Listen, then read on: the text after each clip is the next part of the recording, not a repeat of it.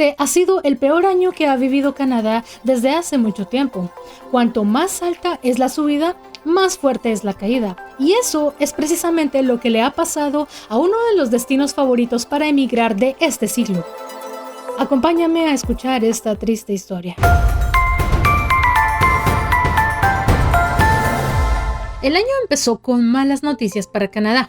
Sus planes migratorios de los últimos años se les habían ido de las manos. Todo empezó en 2020, que fue un año terrible para todos, pero no tanto para los canadienses, que pudieron recibir una gran cantidad de ayudas sin trabajar. Así que cuando tocó volver a la rutina, entre los que seguían viviendo de las ayudas y los que no querían volver a trabajar en los trabajos de bajos salarios, el sistema económico se rompió por falta de trabajadores.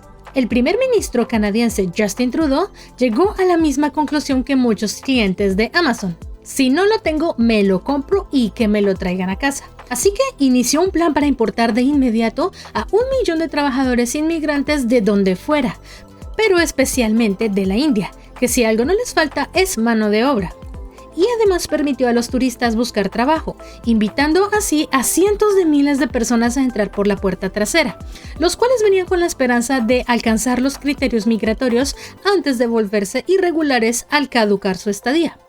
Bueno, solucionado el problema, ¿verdad? Salvo porque ni los aeropuertos, los hospitales, los centros de estudios, las autopistas, la vivienda disponible ni nada más estaba preparado para el crecimiento tan brutal de la población en tan poco tiempo. Y entre la burbuja inmobiliaria por la demanda gigante y la inflación global haciendo de las suyas, los costos de vida, los servicios, los alquileres y la venta de casas se pusieron por las nubes. El daño ya estaba hecho por la falta de prevención y de inversión del gobierno canadiense y los gobiernos provinciales, pero no fue hasta este año que decidieron cerrar el grifo justo antes de que nos ahogáramos. Los ministros empezaron a anunciar que estaban revisando el modelo, lo que les llevó a implantar una serie de medidas para frenar en seco la entrada de inmigrantes. El gobierno ya llevaba un importante desgaste de popularidad para entonces, salpicado por una incompetencia a la hora de manejar por el fraude migratorio de estudiantes de la India, por el supuesto abuso de los mexicanos al sistema de refugio y por la acogida desmedida de ucranianos y palestinos. Las consecuencias que tuvo todo esto durante este año fue por límites a los trabajos temporales cualificados, a los estudiantes internacionales y al trabajo como turista, provocando el caos y el miedo en el sistema migratorio. Sencillamente no se sabe cuál puede ser el próximo programa afectado y, cuando uno está emigrando, lo que más necesita es seguridad y que las cosas estén claras. Así que aunque las intenciones puedan ser buenas, las medidas llegaron mal y tarde. 2024 también fue el año en que Canadá castigó a México volviendo a imponer una visa para los mexicanos que viajen a este país. Esta visa, que ya había sido eliminada por el mismo Trudeau años atrás, se reintrodujo debido al gran aumento de mexicanos que pedían asilo en Canadá como parte de una estrategia para burlar la inmigración regular. Por otra parte, se ha vivido un gran revuelo entre los universitarios, los extremistas políticos y las asociaciones islámicas a favor y en contra de los conflictos en los que participa Israel contra sus vecinos. Hubo un importante boicot contra las empresas en Canadá a las que se cree cómplices económicas de Israel. Los campamentos pro-palestinos como el de la Universidad de Toronto terminaron con el desalojo forzoso de la policía. También una serie de manifestaciones acabaron con el vandalismo y destrucción de un edificio importante de Montreal por parte de manifestantes palestinos este noviembre. Otro punto de conflicto fue la rectificación judicial de la ley de laicidad de Quebec, que prohíbe llevar símbolos religiosos a los funcionarios públicos mientras ejercen su trabajo. El clima social también ha estado al rojo vivo con manifestaciones contra la inmigración india y también los propios inmigrantes indios denunciando que vinieron engañados. Otra consecuencia vivida este año fue el empeoramiento continuo de las relaciones entre Canadá y la India. Se acusaron desde el tráfico organizado de personas hasta querer acabar contra las separatistas Sikh en el suelo canadiense, lo que incluyó la expulsión de Canadá del alto comisionado indio y de los otros 5 diplomáticos. Además, investigaciones entre Estados Unidos y Canadá demostraron que se han establecido organizaciones que están llevando a inmigrantes indios a Canadá con la intención de meterlos clandestinamente a Estados Unidos por la frontera entre Quebec y Vermont.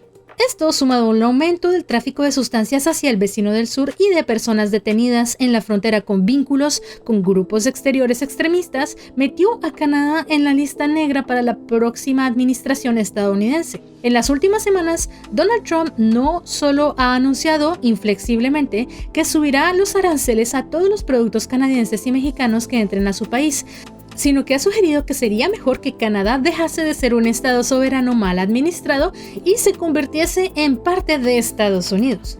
A esto ha sumado varios insultos indirectos al primer ministro de Canadá en redes sociales. Y aunque ya sabemos que suele hacer este tipo de comentarios en sus redes sociales, de todas formas, como era de esperar, esto ha generado una tormenta política contra el primer ministro que, a un año de las próximas elecciones nacionales, tiene todas las posibilidades de perder. Un primer ministro en su momento más débil que ha enfrentado la dimisión de su ministra de Finanzas y una moción de confianza en pocos meses. Aunque la respuesta de Justin Trudeau ha sido muy apática, algunos políticos han sugerido incluso cortarle el suministro de energía a Estados Unidos. Ahora, como las promesas de freno a la inmigración no han resuelto su problema con las encuestas, a fin del año ha quitado temporalmente los impuestos federales por la compra de cantidad de productos, especialmente de alimentos. Pero la economía canadiense, tan tensionada por todos estos cambios y ayudas públicas, no ha hecho más que ceder ante un gasto tan desproporcionado frente a las débiles inversiones extranjeras en el país. Echemos un breve vistazo a las cifras. El Producto Interno Bruto, que tuvo una gran recuperación después de 2020, lleva 2 años estancado en un crecimiento 4 veces inferior. El déficit público no ha dejado de aumentar en los últimos 2 años, siendo un 50% más grave que entonces. La deuda externa se mantiene con dificultad en el 107% del PIB, poniéndolo dentro de los 15 países más endeudados del mundo, aunque 9 veces por debajo de la deuda de Estados Unidos. El desempleo aumentó 1 punto porcentual este año. Aunque la deuda privada ha descendido 1/10 parte en los últimos 5 años, viene de su peor dato histórico, con un 305% del PIB. El Banco Central de Canadá ha bajado 5 veces en medio año las tasas de interés para motivar los préstamos bancarios y, en definitiva, la inversión y el consumo.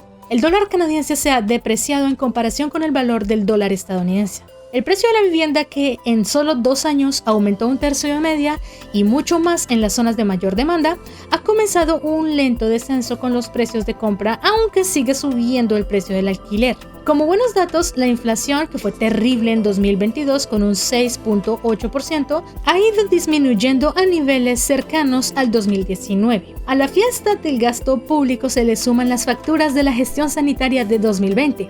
Por poner un ejemplo, la Auditora Federal General decía en febrero que es imposible cuantificar el costo de la aplicación sanitaria para móviles que lanzó el gobierno canadiense.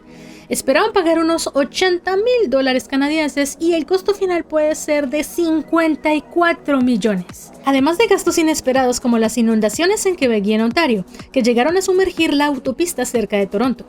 También debido a las preocupaciones económicas y el previsible cambio de gobierno, los trabajadores de distintas empresas privadas como la aerolínea WestJet y públicas como Canada Post y Canada Railway han protagonizado algunas de las mayores huelgas de los últimos años. Algunas consecuencias fueron la cancelación de medios enterar de vuelos y el bloqueo nacional e internacional del correo en una buena parte del país, con más de 10 millones de paquetes sin entregar justamente para las fechas navideñas. En resumen, este año parte de Canadá pudo ver el eclipse completo de sol, pero no es lo único que se ha alineado para llevar las sombras a la economía del país. Ya se han tomado medidas para salvar al país, pero ahora mismo está en el hospital, esperando el alta para empezar su recuperación. Y aunque ahora mismo Canadá está pasando por uno de los momentos más vulnerables y difíciles, recordemos que tenemos elecciones en camino y tal vez no haya gran diferencia al comienzo, pero las medidas ya están comenzando a ser tomadas. Y si bien nos costará tiempo recuperarnos, no hay que perder las esperanzas. En lo personal me encuentro en uno de los mejores años de mi vida en Canadá. Mi historia es definitivamente una historia de éxito en este país. Y sigo pensando que todo lo positivo del mismo sigue siendo más pesado en la balanza que lo negativo. Canadá solo me ha dado cosas buenas en la vida y estoy eternamente agradecida por ellas. Y viviendo muy feliz en este país. ¿Y tú qué opinas? Dímelo en los comentarios. Si este video te ha parecido interesante e informativo, te agradecería que me des un like y te suscribieras. Yo soy Kip Kipi, te mando un saludo y au revoir.